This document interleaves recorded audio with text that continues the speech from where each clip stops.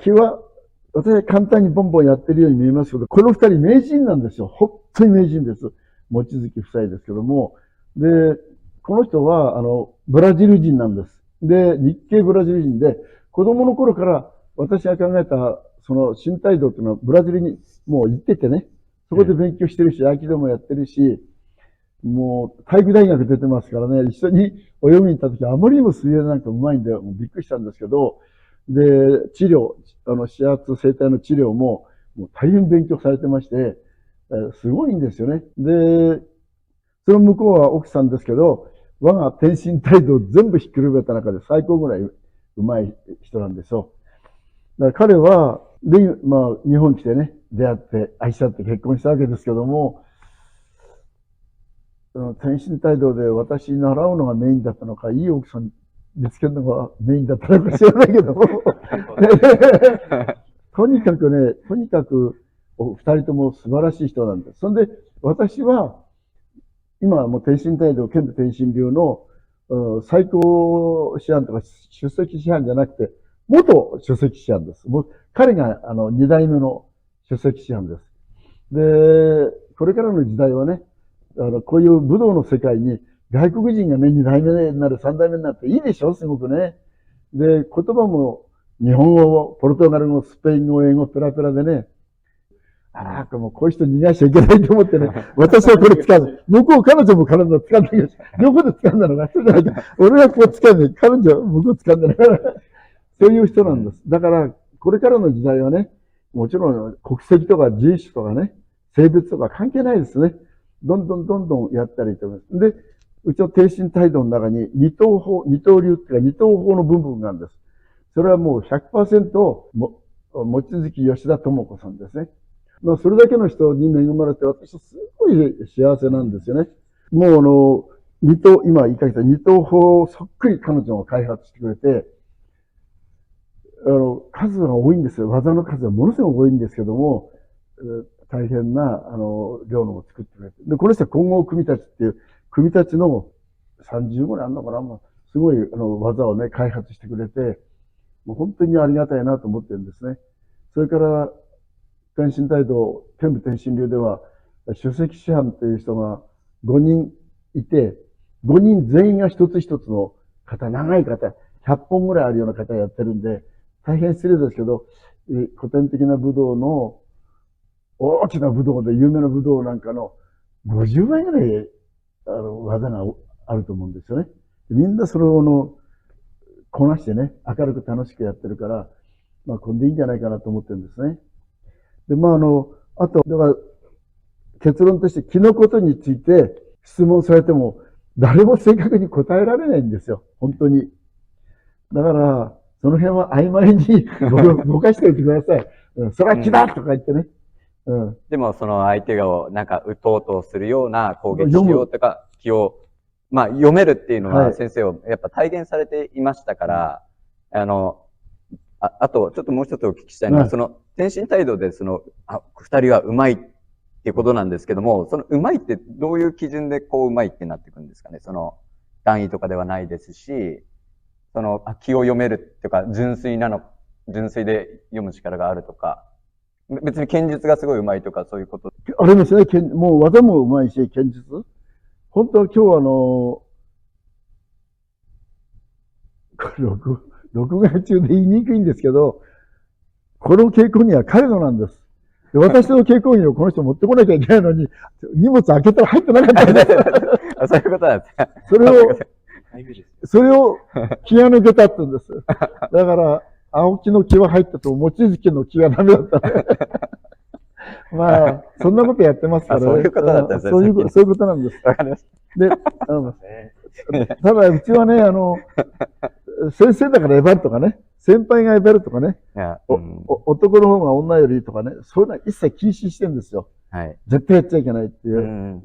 だから人間みんな平等でね、みんな助け合いね、愛し合いやっていかなきゃいけないんだから、さっきちょっと気のことっていうことがね、塩田さんから出ましたけど、結論で言うと、ものすごく気は大事です。もう徹底的に気のことやらなきゃいけないけれども、人は何かって言ったら答えがないんですね。そこはやっぱり知っていてもらいたいと。それから気に関する稽古は何かは、上手い人はよくかかるんですよ。で、下手なっていうか、まだ未熟な人ほどかからないです。だから、木だけでいろいろやるには相当相手が上手くないとね、技かけるわけにいかないんですよね。で、そういう意味で、さっきやった、ちょっとともこちゃん決めてね、ちょっと今座って、こういうふうにしてったら、こういうふうな体の時は気はかけにくいんです。こういう体の時はね、硬くてね。私は実は今硬くしてるんですけども、ね。で、こういう時はとても気のこと、パッとかけやすいですよ。ちょっとここでかける。これ2発目かけると、ガッと立てまきます。これが気合。もう一つやったらもう、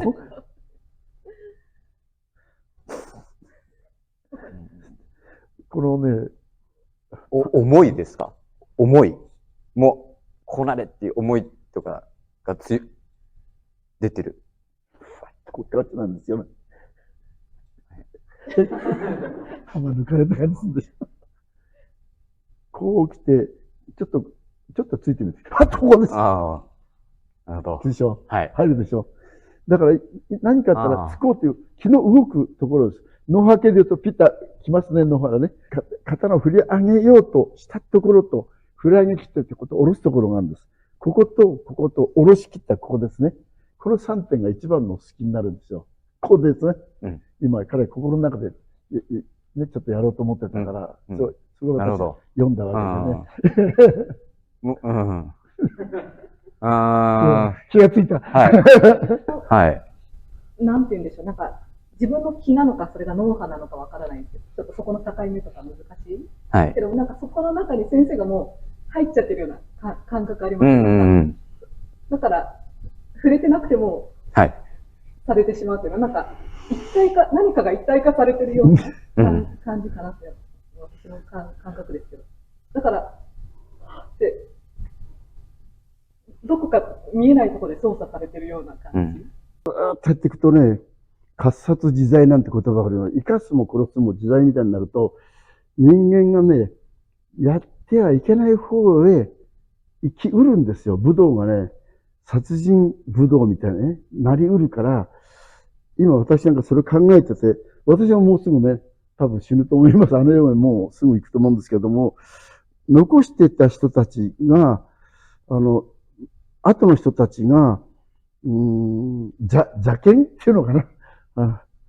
邪道っていうかね、そっちに入らないように、鍵をかけとくっていうかね、これ道行っちゃいけないよっていうのを作っといてやんなきゃいけないなって、してるんですよね。で、じゃないと、技の上手い人がね、悪の道に入ったら大変ですからね、やっぱりそうならないようにも気をつけてやる必要があるんじゃないか。俺が強いんだよなんてじゃなくてね。まあそういう人はそっち行かないかもしれないけど、だからそんなこと今考えてるんですよね。で、偉い先生、もう武道会でも大変な偉い先生方が今ね、バタバタ倒れてってんでね、私も倒れかけたんですよね。これから正月にかけてね。だからそんなことなんで、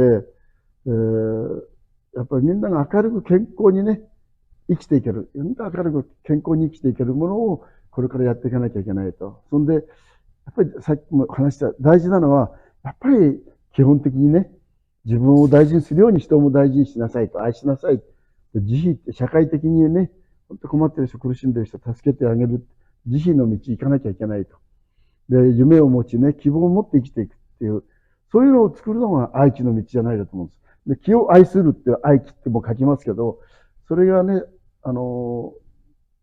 大事だと思います。やっぱりそういう先生方の普及だったらどうしてもね、真理から外れないとね、ちょっと、本当はこれがいいんだけども、普及のためにはちょっと妥協するってことあるんですよ。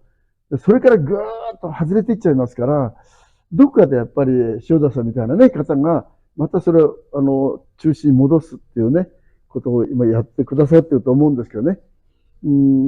そっち行かなきゃいけないなと思うんですよね。で、取材されてる先生方、もうそうそうたる人たちばかりなんで、きっといい答えが出ると思うんですけども、みんなが健康で明るいね、生活、今日本の国すごいですよ、今。本当に落ちてますから、私海外へ5、60カ国行ってて、20回行った、30回行ったなんていう国もありますけども、で、また海外にもね、グループもいろいろありますけれども、今日本とっても力がないんですね。ものすごく落ちちゃってますね。そういう時こそ、全武道家というかね、武道愛好家がね、よしここ一番っていうんでね、やっぱり立ち上がってもらいたいと、そう思いますね。で、愛機っていうのはもともと人を倒すための武道として発達したんじゃなくて、これも結論になりますけども、武道をよく見てますと、いきなり攻撃していくような、事件流みたいな激しい、攻撃の激しい、グループがあります。鹿児島の方にね。他にもあります。とにかく攻撃に激しいところがあります。それから、新影、野球の新影みたいに受けてから反撃するっていうグループがあります。これは、大きな部隊が戦争する場合、一番前にね、攻撃の激しい兵隊を並べるわけですね。で、受けてから、守りながらやるっていうのは、で、音の本陣をね、控えて守る人たちだったと思うんですよ。だからその戦う位置によって、いろんな流儀が出てきたと思うんですよね。で、そういう意味で、ここから大事なんですけど、愛機とか神話態度、井上宝剣の神話態度、上島門平の愛機道というのは、そういう戦いを超えてる、その先に行ってるんですよ。で、私、なぜかなと思ってたんですけれども、それは、天皇家に通じるもので、勝敗、超えた存在です。だから、戦ってる者同士でもね、天皇は昔から大事にしてたんですよ。本当にね。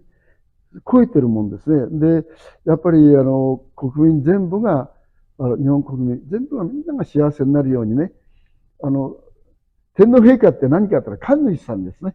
神主さんの一番偉い人で。で、我々の幸せのためにいつも祈っててくださると。そういう思想が流れてきて、愛機というものが生まれたんじゃないかと思うんですね。大体それ合ってんじゃないかと思います。それで、そういう意味で、何か決定じゃなくて、本当に、やっぱり、愛機を中心とした、神話態度とか、神栄態度って今言いますとか、愛機柔術、愛機武道、愛機道とかいろいろありますけど、こういう人たちはもう一度戦いを超えてその先にあるね、本当にみんなが平和で幸せに愛し合って生きていくっていう道をね、作り上げなきゃいけないと思うんですね。そういう意味で、愛機関係の皆さんのね、活躍をね、心から期待しています。今日は本当にどうもありがとうございました。